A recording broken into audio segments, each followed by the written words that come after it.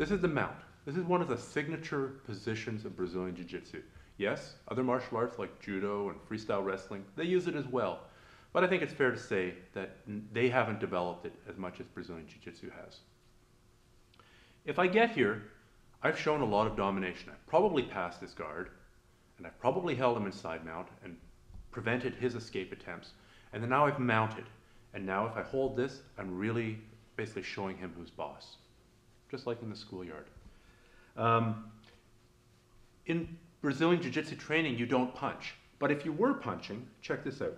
I can have gravity on my side. So I can really punch very, very heavily down. Also with ranging, if he's punching up and I'm punching down, my chin is way higher than his arm. And if we change position, he'd be able to hit me and I wouldn't be able to hit him. Unless he's got long, long arms like an orangutan, this is going to be true. Another thing is, even if my face was here, he can't really chamber his punch very effectively. The ground's in the way. So I can hit all the way from up here, and he can hit me from here. Yeah, it would hurt, it wouldn't be pleasant, but it's not going to knock me out, and I can knock him out. Okay, so I'm having a bad day on the mats, and he's mounted on me. Here's what I don't want to do. I don't want to try pushing him off here.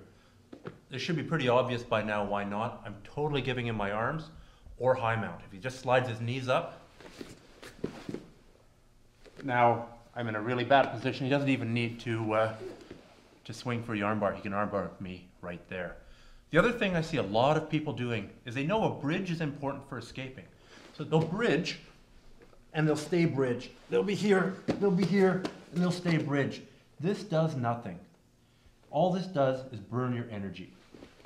You bridge in order to roll him. I'll show that to you later, but don't stay bridged.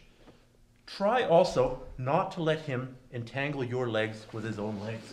Grapevine here, or crossing his ankles underneath your legs. Cross your ankles, please. This makes it really hard to do any of the escapes. If you find yourself here, you're going to start pushing down. Go back. I'm going to take my legs and I'm going to put it down on top of his legs until I open them up and get back to good posture. Get off me, please. Good posture in when you're mounted looks like this. One leg is up. The heel pretty much tight against your bum. You're going to be turned slightly on one side. You don't want to be turned all the way because you're giving him your back. You want this shoulder slightly elevated. You want your hands up, sort of the Home Alone scream position, or you can go here. So 1 or 2.